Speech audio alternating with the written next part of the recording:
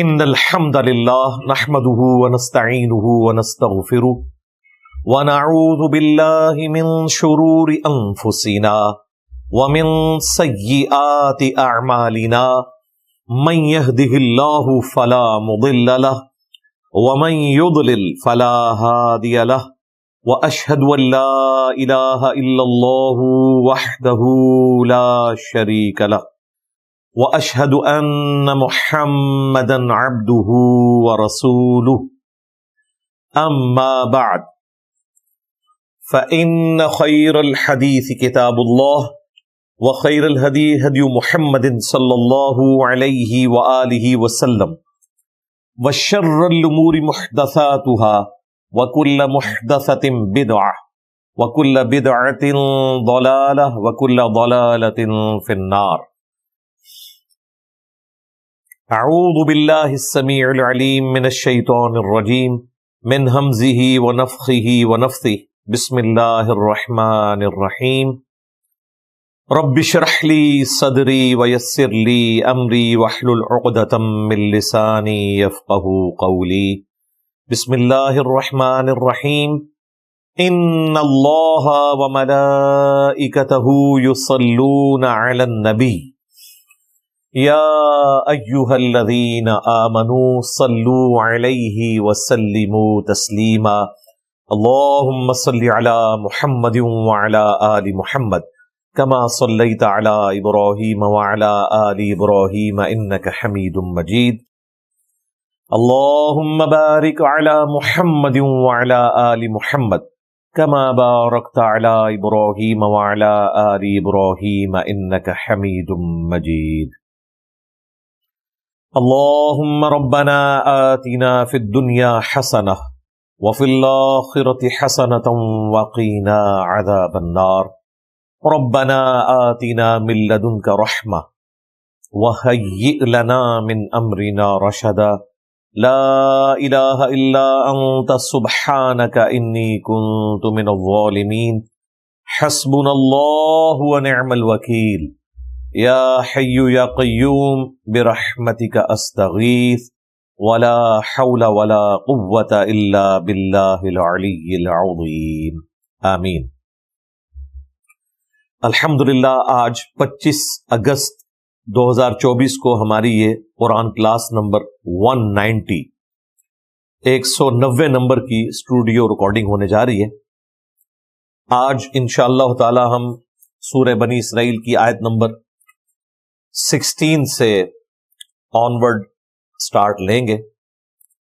اعوذ باللہ من الشیطان الرجیم بسم اللہ الرحمن الرحیم وَإِذَا أَرَدْنَا أَن نُهْلِكَ قَرْيَةً اور جب ہم کسی بستی کو ہلاک کرنے کا ارادہ فرماتے ہیں أَمَرْنَا مُتْرَفِيهَا فَفَسَقُوا فِيهَا تو وہاں کے جو آسودہ حال لوگ ہوتے ہیں، جو ویل سیٹلڈ لوگ ہوتے ہیں، انہی کے لیے ظاہر ہے زیادہ حق قبول کرنا مشکل ہوتا ہے، ان کی طرف ہم اپنے احکام بھیجتے ہیں. ظاہر ہے انبیاء کرام علیہم السلام جب بھی دعوت حق بلند کرتے ہیں تو پہلے وہ قوم کے سرداروں کو، جو بڑے لوگ ہیں، انٹلیکچوئل ہیں، وہاں کا انٹیلیجنشیا ہے، ان کو وہ ایڈریس کرتے ہیں، اور اس کے بعد پھر نیچے. یہ الگ بات ہے کہ ٹاپ کے لوگ بہت کم حق قبول کرتے ہیں، زیادہ تر غریب طبقہ ہی حق بات کو قبول کرتا ہے. تو اللہ تعالیٰ فرماتا ہے کہ ہم ان کی طرف احکام بھیجتے ہیں تو وہ اس میں فسق کرتے ہیں، گناہ کبیرہ کی روش اختیار کرتے ہیں. فحق علیہ القول پھر اللہ تعالیٰ کا جو قول ہے ان کے اوپر ثابت ہو جاتا ہے، یعنی گناہوں کے سبب، پیغمبروں کی نافرمانی کرنے کے سبب جو اللہ تعالیٰ کا ڈیوائن رول ہے کہ جو پیغمبروں کی مخالفت کرے گا اس پر حکم عذاب آئے گا، وہ ان پر عذاب واجب ہو جاتا ہے. فَدَمَّرْنَاهَا تَدْمِيرًا تو پھر ہم ایسے لوگوں کو تباہ و برباد کر کے رکھ دیتے ہیں. اللہم لا تجعلنا منہم رضیت باللہ ربا وبالاسلام دینا وبمحمد نبیا آمین. وَكَمْ أَهْلَكْنَا مِنَ الْقُرُونِ مِنْ بَعْدِ نُوحٍ اور ہم نے کتنی ہی قومیں ہلاک کر دیں سیدنا نوح علیہ السلام کی قوم کے بعد وَكَفَى بِرَبِّكَ بِذُنُوبِ عِبَادِهِ خَبِيرًا بَصِيرًا، اور تمہارا رب کافی ہے لوگوں کے گناہوں کے اعتبار سے ان کا حساب و کتاب کرنے کے لیے وہ اپنے بندوں سے خبردار بھی ہے اور ان کو دیکھنے والا بھی ہے۔ یعنی یہ جو نامہ اعمال لکھنے کا سلسلہ ہے نا، یہ تو اللہ تعالیٰ نے ایک سنت ٹھہرا دی، ادروائز اللہ تعالیٰ کو کسی فرشتے کے لکھے ہوئے کسی ریکارڈ کی ضرورت نہیں ہے۔ سورۃ الانفال میں اللہ تعالیٰ نے غزوہ بدر میں اترنے والے فرشتوں کا ذکر کیا، لیکن ساتھ یہ بھی ارشاد فرمایا کہ یہ جو ہم نے فرشتوں کا وعدہ کیا نا کہ 1000 فرشتے بھیجیں گے، 5000 بھیجیں گے، 3000 بھیجیں گے، تو یہ تمہاری تسلی کے لیے ہے، ورنہ اللہ تعالیٰ مددگار کافی ہے۔ ظاہر ہے وہ مسلمانوں کو تسلی ہوگی کہ اگر وہ 313 ہیں تو یہاں 1000 آ جائیں گے، وہاں وہ 1000 ہیں تو یہاں 3000 آ جائیں گے۔ یعنی انسان جو ہے وہ کوانٹٹی کو دیکھ کے چل رہا ہوتا ہے، حالانکہ اللہ تعالیٰ کو تو کوئی ایک فرشتہ بھی بھیجنے کی ضرورت نہیں ہے، لیکن مسلمانوں کے دل کو تسلی دینے کے لیے یہ بات کی گئی۔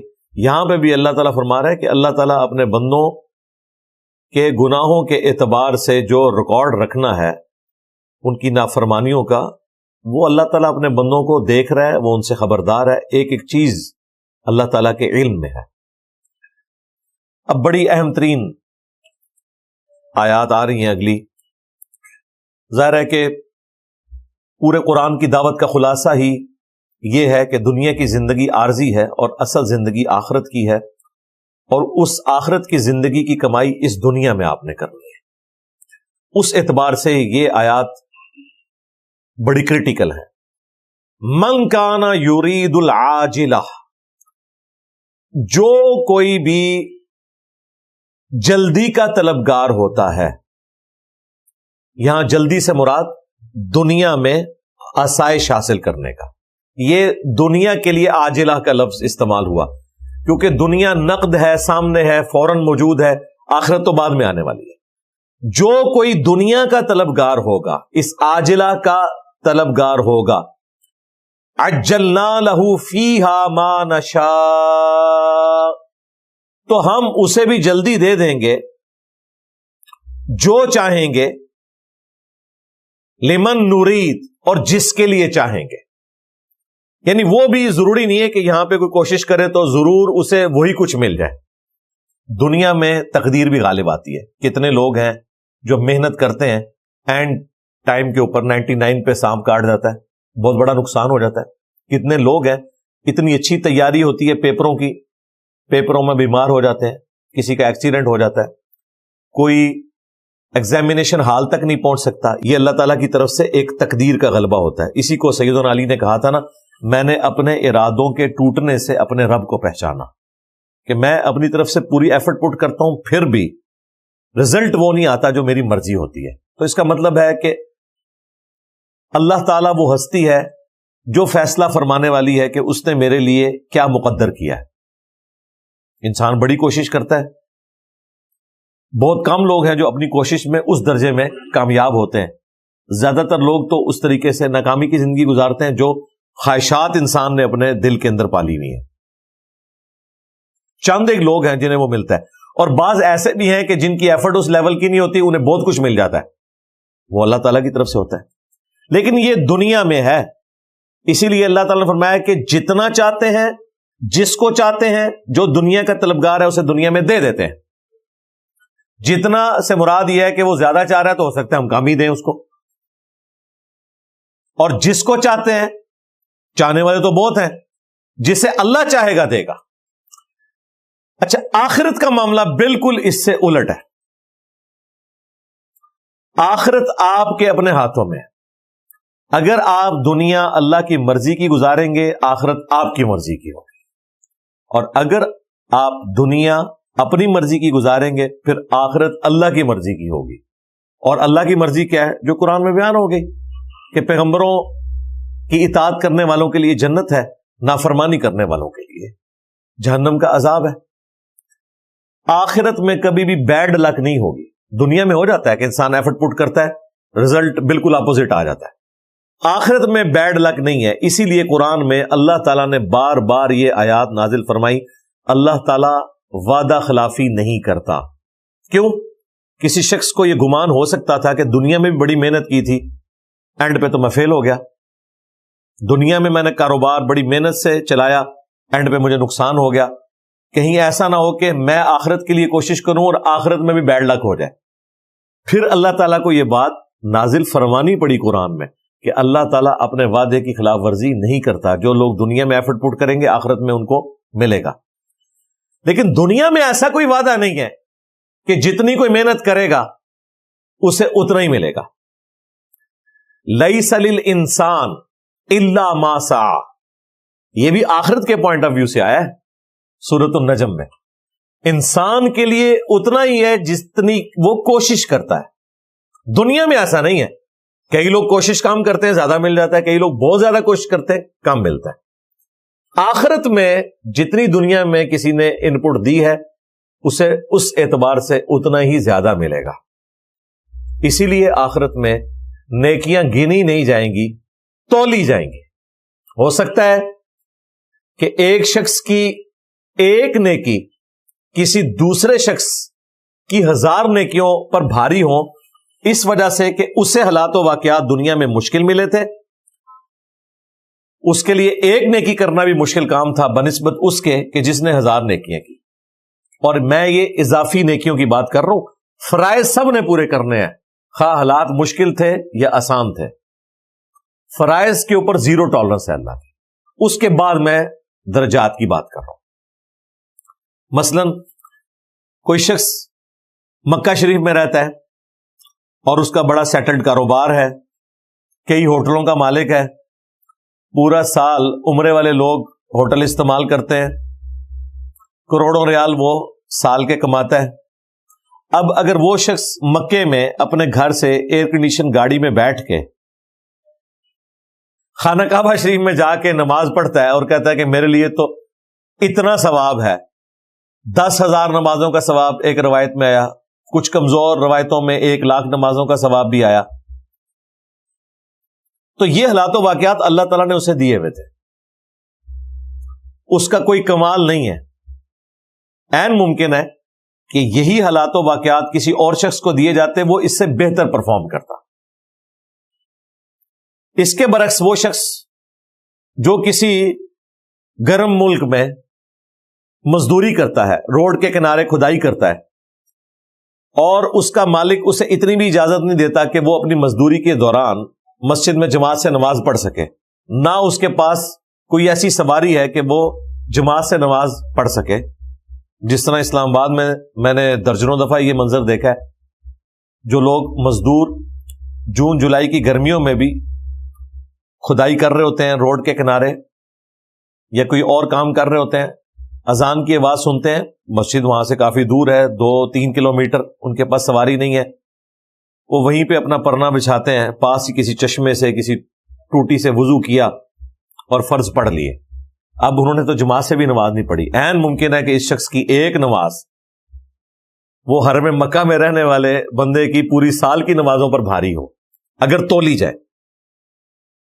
نوٹ 10 روپے کا بھی ہے، نوٹ 5,000 کا بھی ہے، دونوں ایک ایک نوٹ ہیں، لیکن اس کا وزن کم ہے 10 کے نوٹ کا اپنی ورتھ کے اعتبار سے، اور 5,000 کے نوٹ کا وزن زیادہ ہے اپنی قیمت کے اعتبار سے۔ نوٹ دونوں ایک ایک ہی ہیں۔ اس سے بھی آگے بڑھ جائیں، 1 روپیہ ہو اور 1 ڈالر ہو، تو آج کی ڈیٹ میں تو 278 کا ڈالر ہے تو دونوں ایک ایک روپے ہیں نا، لیکن ان کی ورتھ میں فرق ہے۔ تو اللہ تعالیٰ فرما رہا ہے جو دنیا کے لیے کوشش کرے گا ہم اسے دنیا میں دیں گے، لیکن دیں گے اپنی مرضی کا، جتنا چاہیں گے اور جسے چاہیں گے۔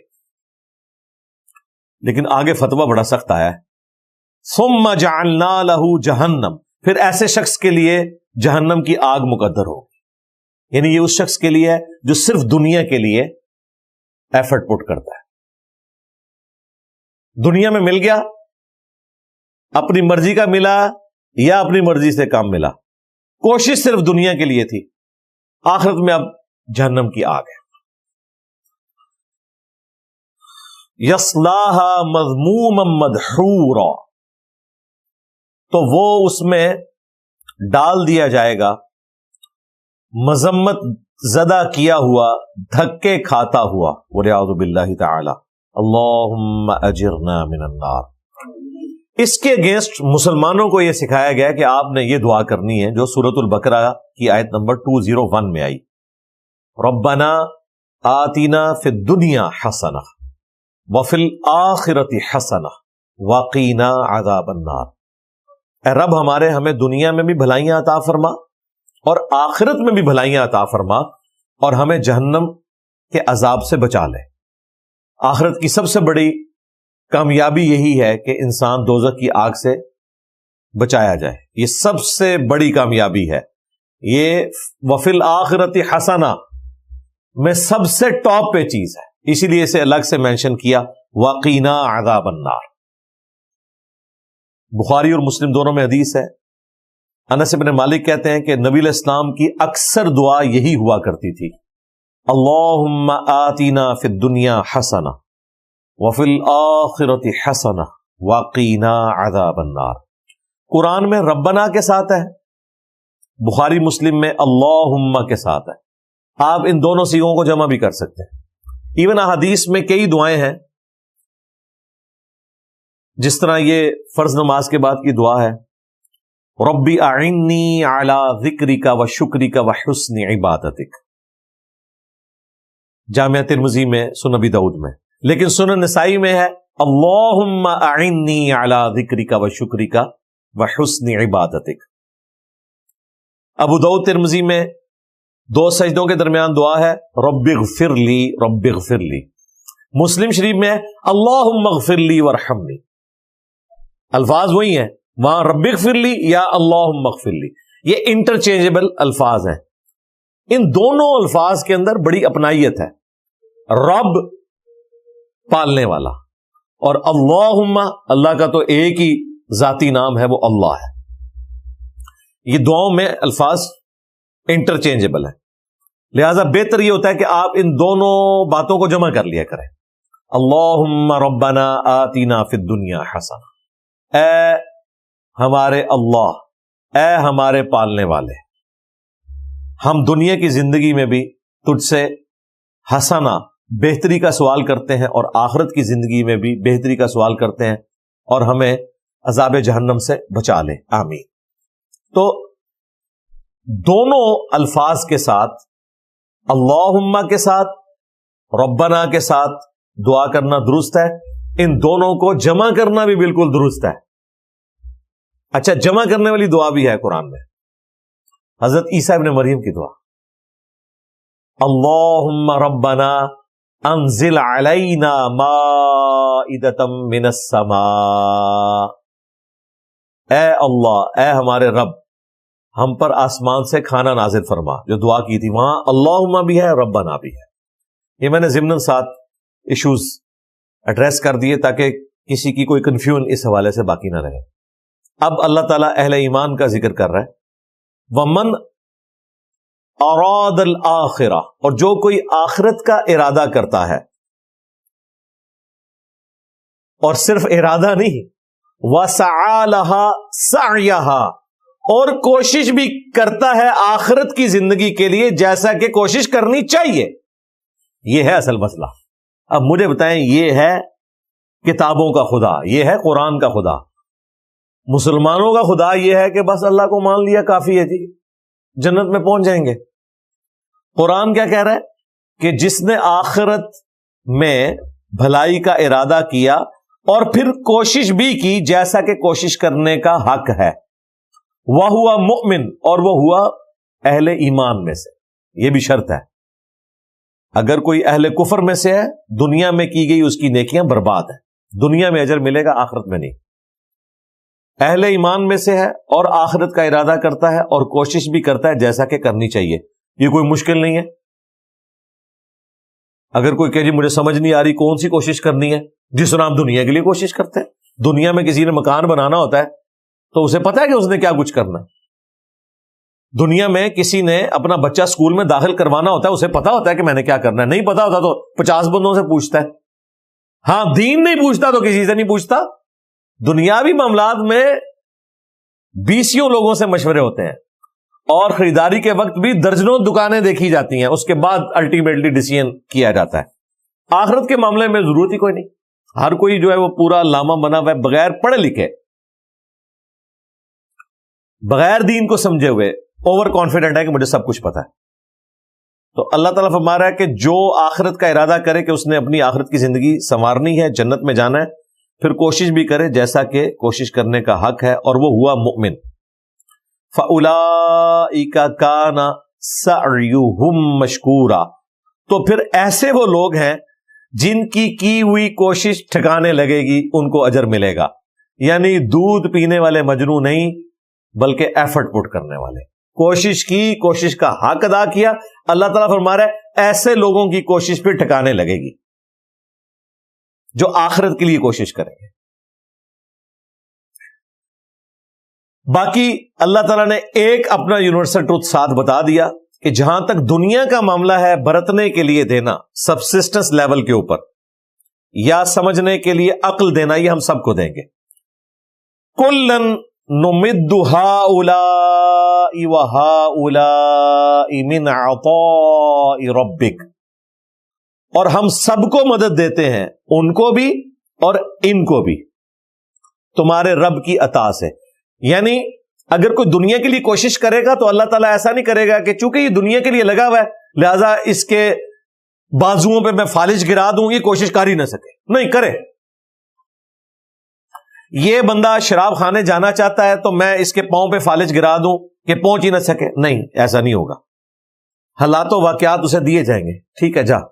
اور اذان کی آواز سن کے اگر کوئی مسجد کی طرف جانا چاہتا ہے اسے بھی حالات و واقعات دیے جائیں گے. یہ ہے رب کی عطا جو اپنے نافرمانوں کو بھی دے گا, اپنے تابع فرمان لوگوں کو بھی دے گا. سرکمسٹانسز, حالات و واقعات دے گا, باقی وہ خود چوز کریں گے. وَمَا كَانَ عَطَاءُ رَبِّكَ مَحْظُورًا, اور تیرے رب کی عطا کو کوئی روک نہیں سکتا. یہ ہو ہی نہیں سکتا کہ کوئی اہل ایمان میں سے یہ تمنا کرے کہ یا اللہ یہ تو تیرے نافرمان ہیں, ان کی روٹی بند کر دے. اللہ چاہے تو بند کر سکتا ہے, لیکن اللہ نے دنیا میں سب کو حالات و واقعات دینے ہیں فیوریبل, اس اعتبار سے کہ وہ اپنے حالات و واقعات کو استعمال کر کے اپنے رب کو پہچان لے. سیدھی سی بات ہے, تاکہ کوئی شخص گیلا نہ کر سکے. انظر کیف فضلنا بعضهم علی بعض, تم ذرا غور کر کے دیکھو کہ ہم نے کس طرح بعض کو بعض پر فضیلت دی ہے. وَلَلْآخِرَةُ أَكْبَرُ دَرَجَاتٍ وَأَكْبَرُ تَفْضِيلًا, اور آخرت جو ہے وہ درجوں کے اعتبار سے بھی اور فضیلت کے اعتبار سے بھی سب سے بڑھ کر ہے ایز کمپیئر ٹو دنیا کے. یعنی جس طرح دنیا میں بعض چیزوں کو بعض پر اللہ نے فضیلت دی ہے نا, اسی طریقے سے آخرت کی زندگی کو دنیا کی زندگی پر فضیلت دی ہوئی ہے. اور یہ بھی سمجھانے کے لیے, ورنہ وہ تو کمپیریزن ہی کوئی نہیں. دنیا میں آپ دیکھ لیں اللہ تعالیٰ نے کئی چیزوں کو اسی جنس میں دوسری چیزوں کے اوپر فضیلت دی ہوئی ہے. میٹلز آپ دیکھ لیں, دھاتیں جو ہیں, سونے کو فضیلت دے دی ہے لوہے کے اوپر. لوہا کتنا ہی خوبصورت ہو, سونے کی جو ورتھ ہے وہ لوہے کی نہیں ہو سکتی, چاندی کی وہ ورتھ نہیں ہو سکتی جو سونے کی ہے. لکڑی میں دیودار کی جو لکڑی ہے اس کو فضیلت دی ہے اللہ تعالیٰ نے باقی لکڑیوں کے اوپر. ایک جنس کے اندر دیکھیں کیا رکھتی ہے. آموں میں چونسا آم, انور الٹور, اس کو فضیلت دی ہے باقی آموں کے اوپر. ایک جنس کی دوسری جنس میں بھی ہے, ایک جنس کے اندر بھی فضیلت ہے. یہ اللہ تعالیٰ نے ایک سنت اپنے لیے ٹھہرائی ہے کہ وہ ہر چیز میں ایک ایلیٹ چیز بنا دیتا ہے اور باقی سارے چیزیں اس کے تابع ہوتی ہیں. یہ اللہ نے اپنی سنت اس اعتبار سے بھی رکھی ہے کہ آخرت کی زندگی دنیا کی زندگی کے اوپر بھاری ہے, اور اس سے بڑی کیا چیز ہوگی کہ آخرت کی زندگی ہمیشہ کے لیے ہے اور دنیا کی زندگی ختم ہو جانے والی ہے, اور کوئی پلاننگ بھی نہیں کہ کب ختم ہو جانی ہے.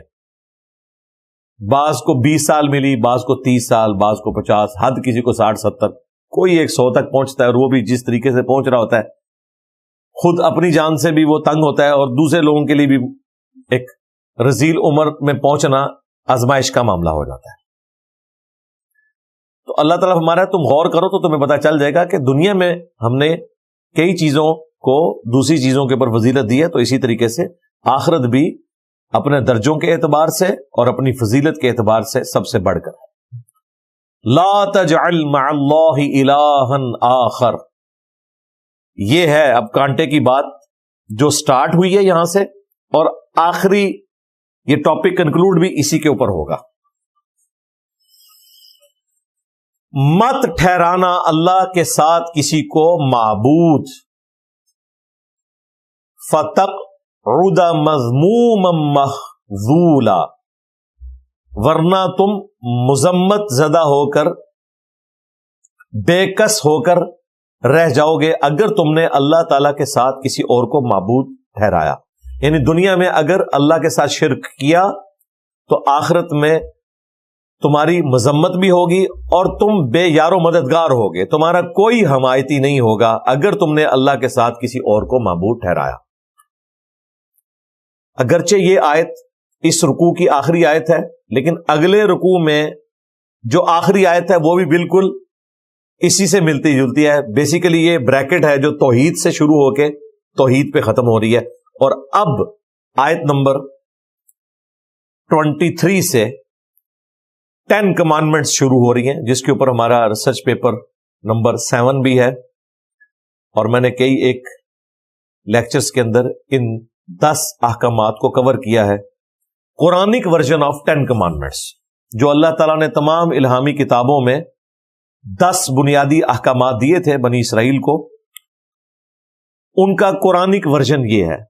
الفاظ کا فرق ہو سکتا ہے تورات کا، انجیل کا اور قرآن کا، لیکن جو مفہوماً بات ہے وہ ایک ہی چل رہی ہے. وہاں پر بھی پہلا حکم جو ہے توحید کا ہے، جو پچھلے دنوں وہ ویڈیو میری ریکارڈ ہوئی تھی. مارمری ایمینول جو ایک بشپ ہے آسٹریلیا کا، جس نے اسلام کے اوپر اعتراضات کیے تھے، تو اس کے جواب میں میں نے جو تورات سے اور انجیل سے آیات پیش کی تھی، ان میں نے جو 10 کمانڈمنٹس میں پہلی کمانڈ ہے توحید سے متعلق، کہ اللہ تعالیٰ نے فرمایا کہ میں جیلس گاڈ ہوں، میں اپنے ساتھ کسی کو برداشت نہیں کرتا، نہ خشکیوں میں، نہ سمندروں کی تہوں میں، نہ آسمانوں میں، کسی ہستی کو اپنے ساتھ شریک برداشت نہیں کروں گا. تو یہ قرآنک ورژن آف 10 کمانڈمنٹس ہے. یہ قرآن حکیم میں سورۃ الانعام میں بھی آئی ہیں، سورۃ البقرہ میں بھی، لیکن جس تفصیل کے ساتھ سورہ بنی اسرائیل میں آئی ہیں نا، اور کہیں اس طرح نہیں آئی. پہلی کمانڈ آ رہی ہے وَقَضَىٰ رَبُّكَ أَلَّا تَعْبُدُوا إِلَّا إِيَّاهُ، اور تمہارے رب نے یہ حکم فرما دیا، یہ بات طے کر دی بنی اسرائیل کے لیے بھی اور اس امت کے لیے بھی، کہ مت پوجنا کسی کو سوائے اس کے. یعنی توحید جو ہے یہ پہلی کمانڈ ہے، اور اس سے پہلے بریکٹ سٹارٹ ہو گئی ہے کہ اگر اللہ کے ساتھ کسی کو معبود ٹھہرایا تو ذلیل و خوار ہو کر جہنم میں داخل کیے جاؤ گے. آیت نمبر 22 سورہ بنی اسرائیل کی. اور جب یہ رکوع ختم ہوگا تو اسی طرح کے الفاظ کے اوپر ختم ہوگا کہ اللہ کے ساتھ کسی کو شریک نہ ٹھہرانا، ورنہ تمہیں جہنم میں پھینک دیا جائے گا. تو یہ پہلی کمانڈ توحید، ایاک نعبد و ایاک نستعین، اے اللہ ہم عبادت بھی صرف تیری کریں گے اور دعا میں مدد کے لیے صرف تجھی کو پکاریں گے. عام مدد آپ کسی سے بھی لے سکتے ہیں، مخلوق سے بھی لے سکتے ہیں، لیکن وہ مدد جو دعا والی ہے، آپ کا کسی ہستی کے بارے میں یہ عقیدہ ہے کہ میں اس کی طرف متوجہ ہوں، وہ میری مصیبت اور پریشانی کو ٹال دے گا، یہ والا جو معاملہ ہے یہ صرف اللہ کے ساتھ خاص ہے. وَإِيَّاكَ نَسْتَعِينُ. سورۃ الفاتحہ میں ایاک نستعین سے مراد ہے دعا میں صرف اللہ کو پکارنا. یہاں عمومی مدد مراد نہیں ہے، اس کا تو حکم ہے وَتَعَاوَنُوا عَلَى الْبِرِّ وَالتَّقْوَى وَلَا تَعَاوَنُوا عَلَى الْإِثْمِ وَالْعُدْوَانِ. نیکی اور پرہیزگاری کے کاموں میں ایک دوسرے کی مدد کرو، برائی میں ایک دوسرے کی مدد مت کرو. وہ تو آپ کو حکم ہے. یہ اکثر کہہ رہے ہوتے ہیں نا کہ جی اگر اللہ ہی سے مدد مانگنی ہے تو آپ امی سے روٹی کیوں مانگتے ہیں؟ وہ باپا جانی اگلے دن ویڈیو میں کہہ رہے تھے کہ اگر ڈسپرین کی گولی، پیناڈول کی گولی مشکل کشا ہے تو ولی کیوں نہیں ہو سکتا؟ اور بھائی ظاہری اسباب ہیں، اگر کوئی کچھ کر سکتا ہے تو ٹھیک ہے کروا لیں،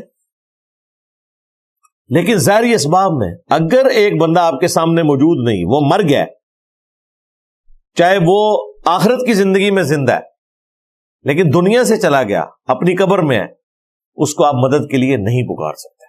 سامنے ہے تو آپ ضرور پکاریں، بلکہ حکم ہے کہ آپ نے مدد کرنی ہے اگر آپ کو کوئی پکارے۔ نبی علیہ السلام نے صحابہ کرام کے ذریعے غزوہ بدر اور احد میں کافروں کے خلاف جنگوں کو لڑائے، تو وہ ظاہری اسباب آپ کے ساتھ اٹیچ تھے، لیکن یہ نہیں ہوا کہ غزوہ احد میں حضرت امیر حمزہ شہید ہو گئے اور نبی علیہ السلام نے خیبر کے موقع پر امیر حمزہ کو بلایا ہو کہ چونکہ تم بدر میں بھی میری طرف سے آرمی چیف تھے، احد میں بھی آرمی چیف تھے، لہذا خیبر میں بھی تم ہی آرمی چیف ہوگے، المدد یا حمزہ۔ نہیں، دنیا سے جا چکے تھے، آخرت کی زندگی میں تھے۔ سیدنا علی کو بلایا، نہ نبی علیہ السلام نے کبھی کسی فرشتے کو بلایا کہ بدر اور احد میں فرشتے نازل ہوئے تھے تو فرشتوں آ جاؤ میری مدد کو، نہیں، وہ اللہ کی مرضی ہے فرشتے بھیجے یا نہ بھیجے، ہم نے اللہ کو پکارنا ہے۔ یہ اکثر لوگ پوچھتے ہیں کہ جی قرآن میں یہ تو آیا کہ ہم صرف تجھی سے مدد مانگتے ہیں، یعنی دعا کے لیے، یہ کہاں پہ لکھا ہوا ہے کہ اللہ کے سوا کسی اور ہستی سے نہیں مانگ سکتے؟ جناب یہ بھی لکھا ہے سورۃ النمل کی آیت نمبر 62، امن یجیب المضطر اذا دعا ویکشف السوء ویجعلکم خلفاء الارض االہ مع اللہ، بھلا بتاؤ تو کون ہے جو مصیبت اور پریشانی میں گھرے ہوئے شخص کی فریاد کو سنتا ہے اور اس سے اس کی تکلیف کو دور کر دیتا ہے اور تمہیں زمین پر اگلوں کا خلیفہ کرتا ہے؟ یعنی تمہارے ماں باپ مر جائیں گے تو تم ان کی جگہ آ جاؤ گے، تمہارے مرنے کے بعد تمہاری اولاد۔ االہ مع اللہ، کیا اللہ کے ساتھ کوئی اور معبود بھی ہے جس کی یہ کوالٹی ہو کہ مصیبت اور پریشانی میں گھرے ہوئے شخص کی دعا کو سنے؟ لہذا اس آیت میں اللہ تعالیٰ نے واضح فرما دیا کہ اگر تمہارا یہ عقیدہ ہے کہ مصیبت اور پریشانی میں کوئی تمہارا حاجت روا ہے دعا قبول کرنے کے اعتبار سے، ظاہری اسباب کی نہیں بات ہو رہی، دعا قبول کرنے کے اعتبار سے، تو گویا تم نے اسے معبود مان لیا۔ ہاں، اسباب کے اعتبار سے اللہ نے خود اسباب کو ہماری مصیبت اور پریشانی کو ٹالنے کا ذریعہ بنایا۔ پیاس لگے گی تو ہم پانی پیئیں گے، ہم دعا نہیں کریں گے کہ یا اللہ میری پیاس ختم کر دے، کیونکہ اللہ نے پہلے ہی حکم دیا ہوا ہے کہ یہ ہے وہ سبب، اسے اختیار کرو۔ بھوک لگے گی تو روٹی کھائیں گے، وہ پیغمبروں نے بھی کھانی ہے۔ سورۃ المائدہ میں آیا کہ عیسیٰ اور ان کی ماں دونوں کھانا کھایا کرتے تھے۔ ایسوں کو پوچھ رہے ہو کہ جو نہ تمہارے نقصان کے مالک ہیں نہ نفع کے، یعنی وہ خود کھانا کھانے کے محتاج ہیں، عیسیٰ اور ان کی والدہ، وہ تمہارے مشکل کشا کیسے ہو سکتے ہیں؟ وہ تو اپنے نفع نقصان کے مالک بھی نہیں ہے۔ اللہ تعالیٰ ہی سننے والا اور علم والا ہے، یہ اللہ کی کوالٹی ہے۔ اگر اسباب کو کسی نے اس اعتبار سے پکارنا ہے تو بھائی اس پلانٹ ارتھ پہ سب سے بڑا اگر کوئی مشکل کشا ہے تو وہ سورج ہے۔ کوئی پیغمبر، کوئی فرشتہ، کوئی اور مخلوق اس لیول کی مشکل کشا نہیں ہے اللہ کے پیدا کردہ اسباب میں سے، کیونکہ پیغمبر تو خود سورج کے اوپر ڈیپینڈنٹ ہے۔ عیسیٰ اور ان کی ماں کھانا کھایا کرتے تھے، وہ کھانا کون بناتا ہے؟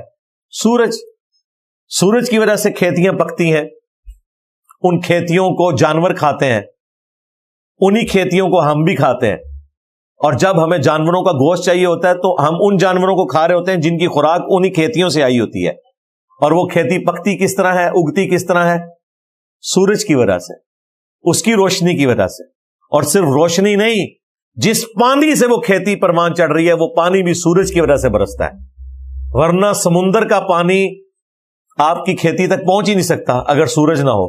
سورج کی تپش کی وجہ سے وہ پانی ویپریٹ ہوتا ہے، اور پھر سورج کی وجہ سے زمین پر ہوائیں چلتی ہیں، وہ بادلوں کی شکل میں اس پانی کو لا کر برساتی ہیں، گلیشیئرز کی فارم میں پہاڑوں کے اوپر سٹور کرتی ہیں، پھر اسی سورج کی تپش سے وہ گلیشیئر پگھلتے ہیں، دریا چلتے ہیں اور زمین کے نیچے بھی دریا چلتے ہیں جو ہم پانی زمین سے نکالتے ہیں. یہ دریا جو زمین کے نیچے چل رہے ہیں یہ بھی اسی پانی سے جڑے ہوئے ہیں پیچھے سے.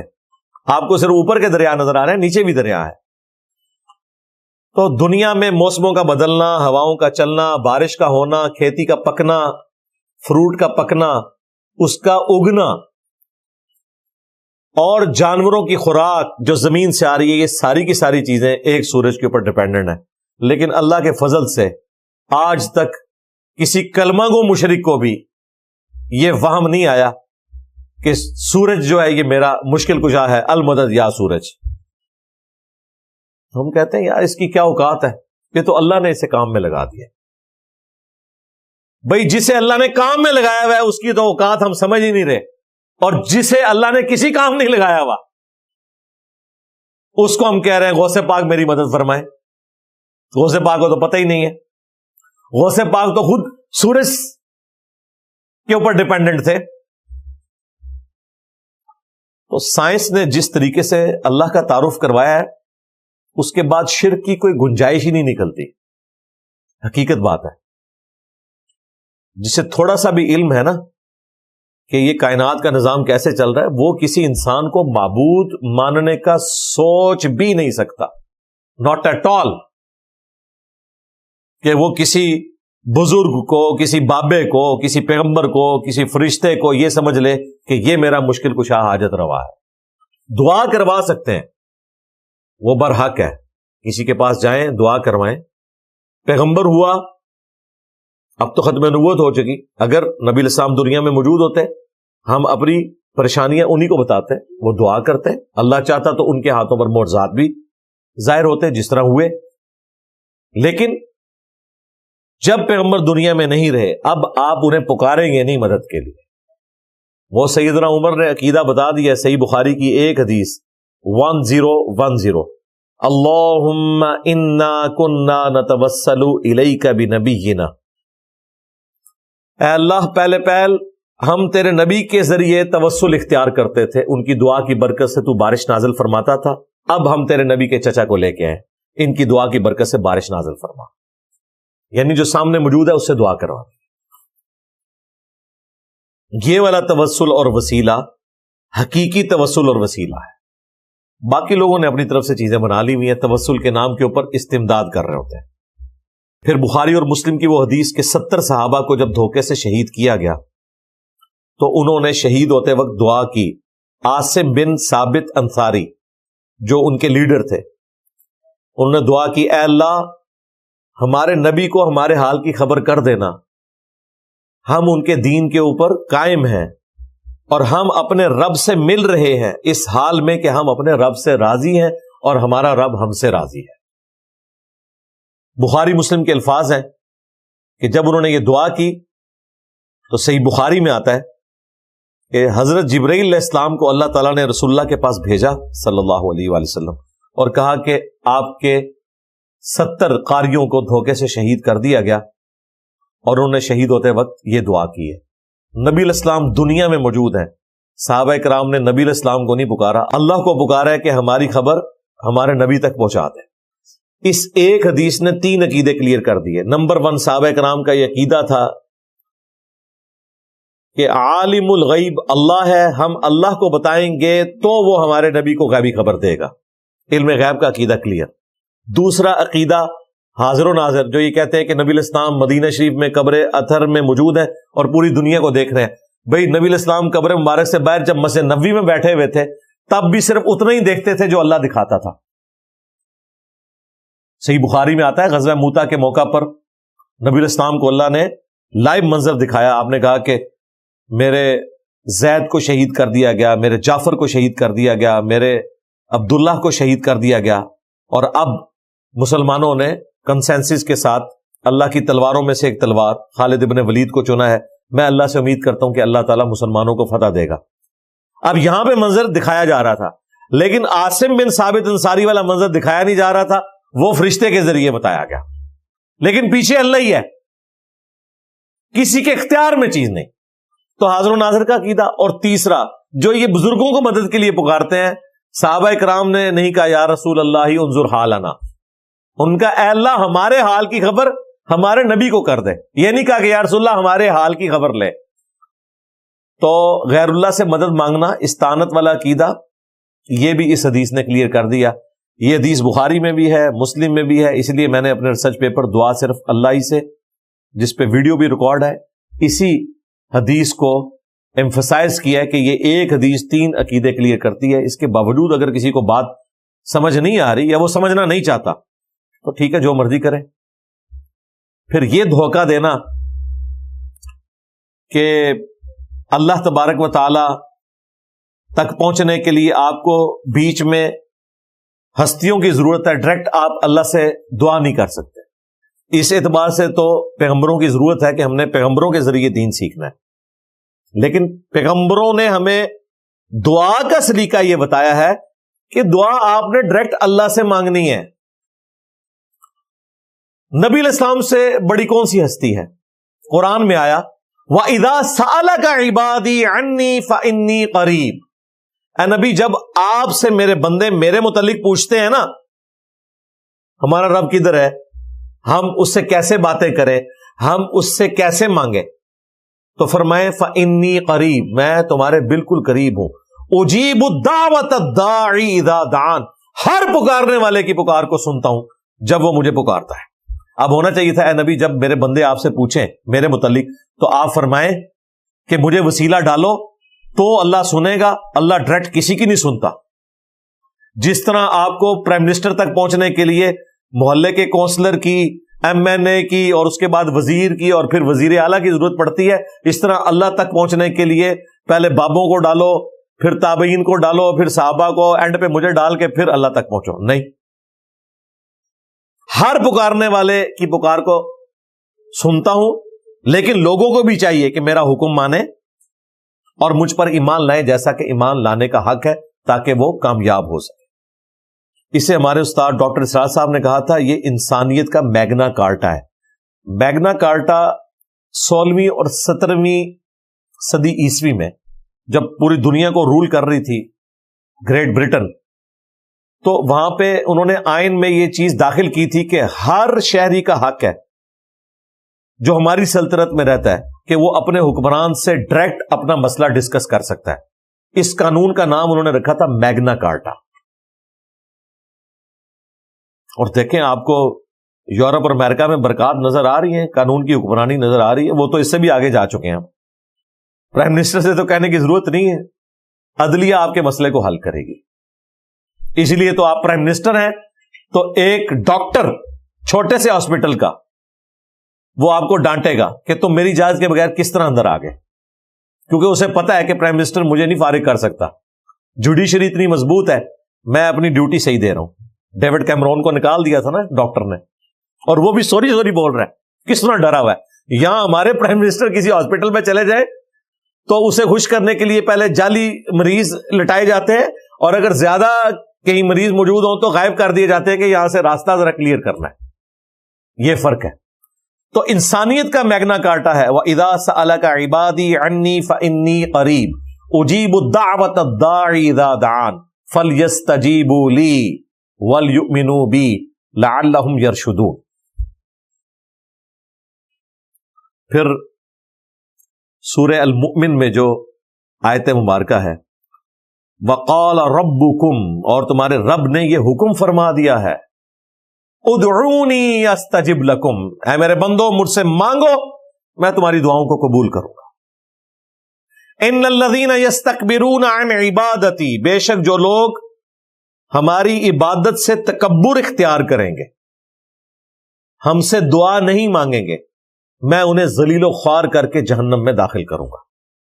یہ سورہ المؤمن سورہ غافر کی آیت نمبر 60 ہے. المؤمن الغافر ایک ہی سورت کے 2 نام ہیں. یہ آیت مبارکہ نبی علیہ السلام نے تلاوت کی، سنن ابی داؤد میں حدیث ہے اور جامع ترمذی میں. آپ نے فرمایا الدعاء هو العبادہ، دعا ہی تو عبادت ہے. یعنی دعا کرنا کوئی سمپل چیز نہیں. جب آپ یا شیخ عبد القادر جیلانی مدد کہہ رہے ہوتے ہیں نا تو آپ عبد القادر جیلانی کو معبود مانے ہوئے ہوتے ہیں. جو سورہ النمل میں آیا الہ مع اللہ، کیا اللہ کے ساتھ کوئی اور معبود بھی ہے جو تکلیف دور کرے گا؟ اور نبی علیہ السلام کیا کہہ رہے ہیں؟ الدعاء هو العبادہ، دعا ہی تو عبادت ہے. لہذا یہ یا شیخ عبد القادر جیلانی کا مطلب ہے آپ نے عبد القادر جیلانی کو معبود مان لیا، خواب اس کو بندہ ہی کہتے ہو. اللہ اسے کہہ رہا ہے کہ تم نے معبود مان لیا، اللہ کے ساتھ صفت میں شریک کر دیا. پھر نبی علیہ السلام نے یہ آیت پڑھی، ادعونی استجب لکم، اے میرے بندو مجھ سے مانگو میں تمہاری دعاؤں کو قبول کروں گا. جو دعا کرنے سے تکبر کریں گے میں انہیں ذلیل و خوار کر کے جہنم میں داخل کروں گا. ہمارا رب وہ شہنشاہ ہے کہ جس سے نہ مانگا جائے تو وہ ناراض ہوتا ہے. دنیا کے شہنشاہوں سے مانگا جائے، زیادہ مانگا جائے تو وہ ناراض ہوتے ہیں، اور اللہ وہ شہنشاہ ہے کہ جس سے نہ مانگا جائے تو وہ ناراض ہوتا ہے. اس نے دعا کو صرف مشروع نہیں فرمایا، فرض کر دیا، اور ایسا فرض کیا ہے کہ اگر نہیں مانگو گے تو ناراض ہوگا. نہج البلاغہ میں جو سیدنا علی کا وصیت نامہ ہے، مکتوب نمبر 31 حسن ابن علی کے نام، اس میں مولا علی کیا لکھتے ہیں؟ جب وہ جنگ صفین سے واپس آ رہے تھے تو انہوں نے سیدنا حسن ابن علی کے لیے وصیت لکھوائی اور کہا کہ یہ اس بوڑھے باپ کی وصیت ہے اپنے بیٹے کے نام، جو زندگی کے بہت سے نشیب و فراز دیکھ چکا ہے. ان قریب میں نے فنا ہو جانا ہے اور باقی رہنے والی اللہ کی ذات ہے. اے میرے بیٹے حسن، اللہ تعالیٰ اس کائنات کا مالک ہے اور اس نے محض اپنے فضل سے ہمیں اجازت دی ہے کہ ہم اس سے مانگیں تاکہ وہ ہمیں عطا کرے. اس نے محض اپنے فضل و کرم سے ہمیں اجازت دی ہے کہ ہم اس سے سوال کریں تاکہ وہ ہمارا سوال پورا کر دے. اے میرے بیٹے حسن، اللہ کی بارگاہ وہ درگاہ ہے جس نے اپنے لیے کوئی دربان بھی مقرر نہیں کیا کہ جس کے ذریعے تم اپنے رب تک پہنچو. تم ڈائریکٹ اپنے رب سے دعا کر سکتے ہو. دیکھیں وہ وسیلے بھی ختم کر دیے، ورنہ مولا علی یا علی مدد سکھانا ہوتا تو پہلے حسن ابن علی کو سکھاتے نا. مولا حسن کو بھی تو علی کی مدد کی ضرورت تھی نا. اور وہ اپنے بیٹے کو کہہ رہے ہیں تمہارے رب نے اس چیز کو مشروع ہی نہیں ٹھہرایا اس حوالے سے کہ لازمی ہو کہ تم نے بیچ میں کسی کو ڈال کے پہنچنا ہے. تم اپنے رب سے مانگو، وہ عطا کرنے والا ہے. تو سیدنا علی کی یہ جو وصیت ہے یہ بالکل فٹ ان بیٹھتی ہے. وَإِذَا سَأَلَكَ عِبَادِي عَنِّي فَإِنِّي قَرِيبٌ أُجِيبُ الدَّعْوَةَ الدَّاعِ إِذَا دَعَانِ. میں نے اس پہ اس لیے تفصیلی گفتگو کی کہ توحید ہی اس کائنات کی پیدائش کا مقصد ہے. توحید کی وجہ سے انبیاء کرام نے تکلیفیں اٹھائیں، قربانیاں دیں. توحید کی وجہ سے اہل البیت علیہم السلام کو اپنی جانوں کا نذرانہ پیش کرنا پڑا. توحید کی خاطر صحابہ کرام علیہم رضوان نے تکلیف اٹھائیں، اور سب سے بڑھ کر اللہ تعالیٰ کے جو سب سے محبوب بندے تھے انبیاء کرام علیہم السلام، ان کو کن کن تکلیفوں سے گزارا گیا صرف توحید کی خاطر. توحید اللہ کو اتنی پیاری ہے کہ اس نے اپنے پیاروں کو بھی تکلیفوں سے گزارا ہے توحید کو اسٹیبلش کرنے کے لیے. اور یہاں لوگوں نے توحید کو کسی کھاتے میں نہیں سمجھا ہوا. اس ورڈ کو بولنا بھی ایک کوئی مذہبی توہین سمجھا جاتا ہے. یعنی یہ دیکھیں توحید کا ورڈ ہی اتنا ان کے لیے ہاربل ہو جاتا ہے کہ انہیں سمجھ آ جاتی ہے کہ بس اب بابوں کی شامت آ جائے گی جو کہ توحید کا لفظ سامنے آ گیا. اور ظاہر ہے یہ حقیقت ہے، یہ لازم و ملزوم ہے. ایک اللہ کا جب ذکر ہوگا تو اللہ کے مقابل جو ہستیاں کھڑی کی ہوئی ہیں، خواہ وہ انبیاء ہی کیوں نہ ہو، ان کا ذکر بھی پھر اسی طریقے سے ہوگا کہ توحید اسٹیبلش ہو. جو اللہ تبارک و تعالی نے قرآن حکیم میں عیسیٰ ابن مریم کو سینٹرڈ کر کے اتنی سخت گفتگو فرمائی. لقد کفر الذین قالوا ان اللہ هو المسیح ابن مریم، بے شک وہ لوگ کھلا کفر کر رہے ہیں جو کہہ رہے ہیں کہ اللہ ہی عیسیٰ ابن مریم. فمن یملک من اللہ شیئا، تو بتاؤ اللہ تعالی کا کوئی کیا بگاڑ لے گا.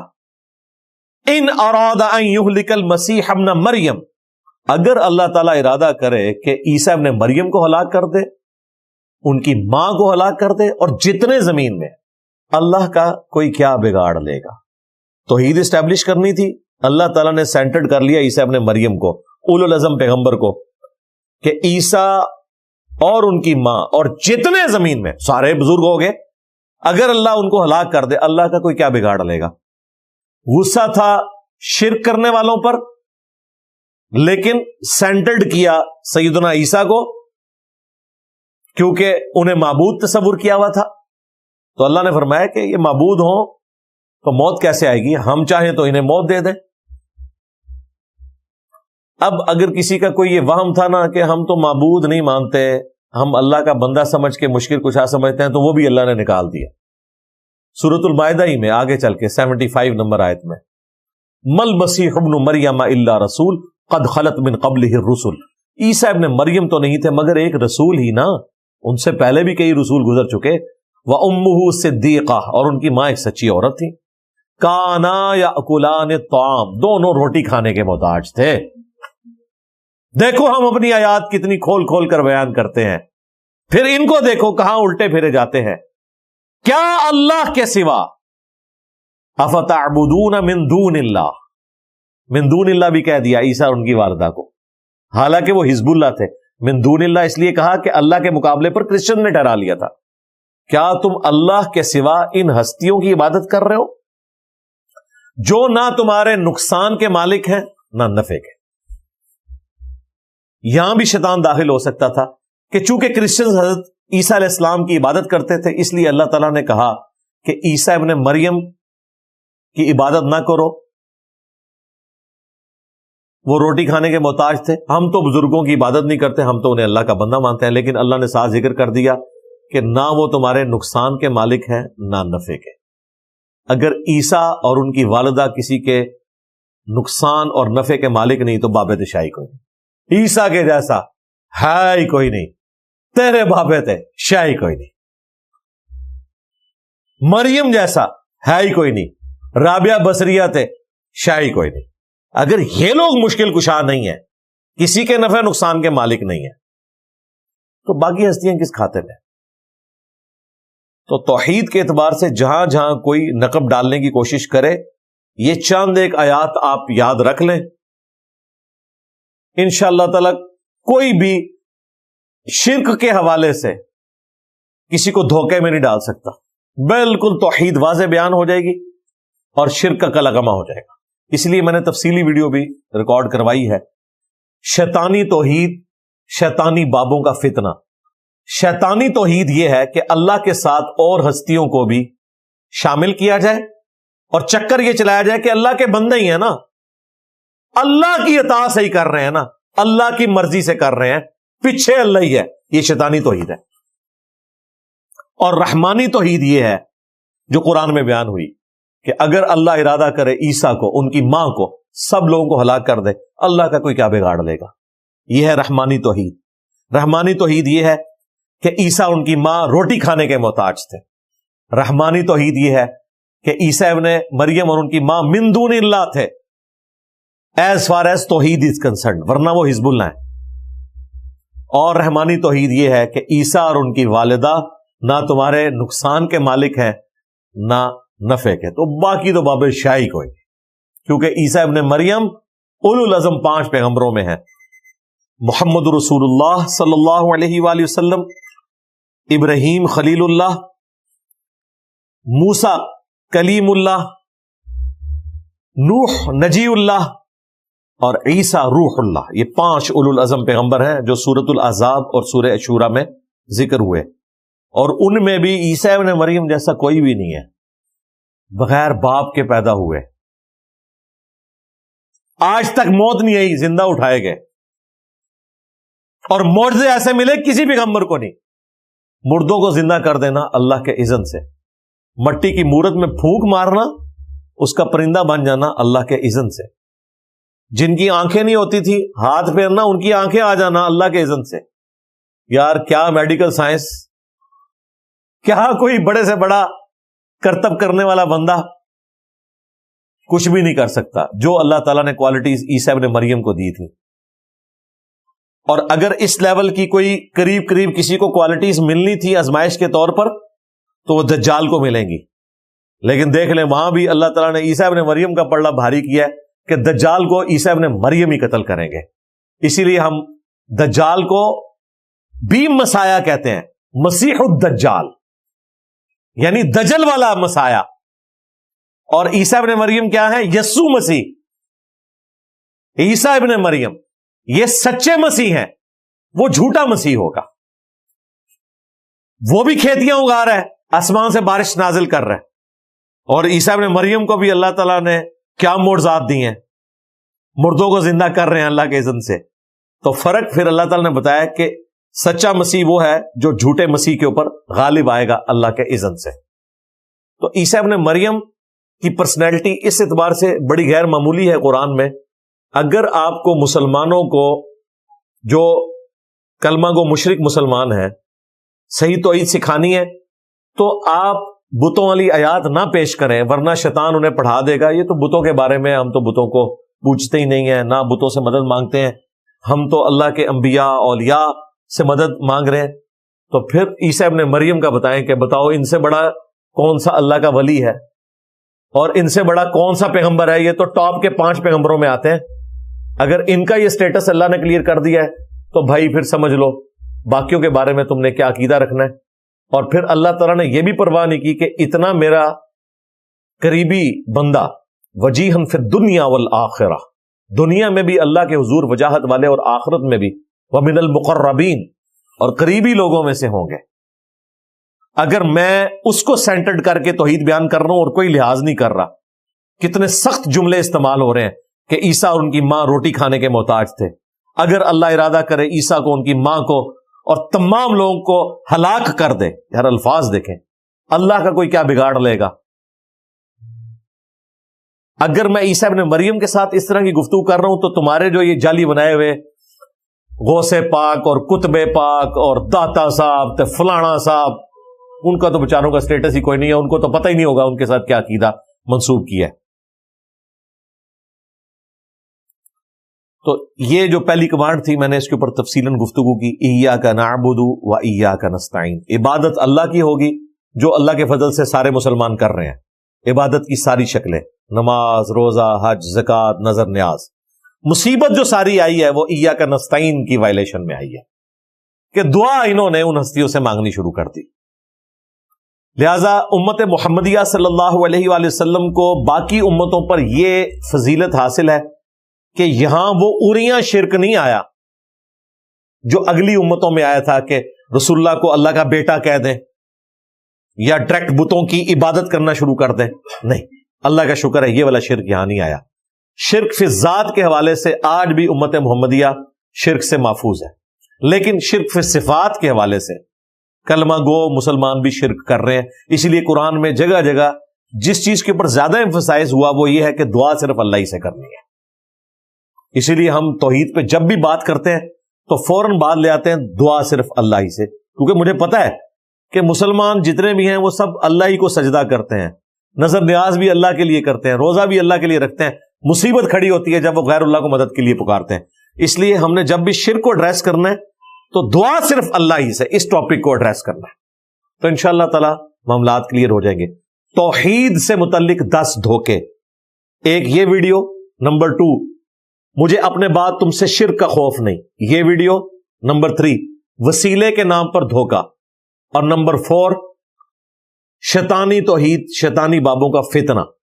یہ 4 ویڈیوز ایسی ہیں کہ جتنے بھی شیطانی راستے ہیں اللہ کے فضل سے میں نے ایک ایک آیت اور حدیث پورے ریفرنسز ڈسپلے کروا کے ان کا کلا کما کیا ہے.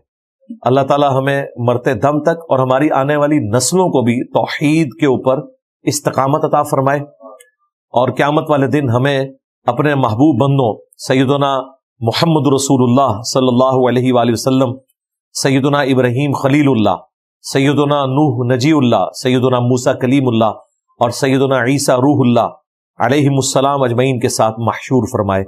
سبحانک اللہم و بحمدک، اشہد ان لا الہ الا انت، استغفرک و اتوب الیک، وما علینا الا البلاغ المبین. جزاکم اللہ خیرا.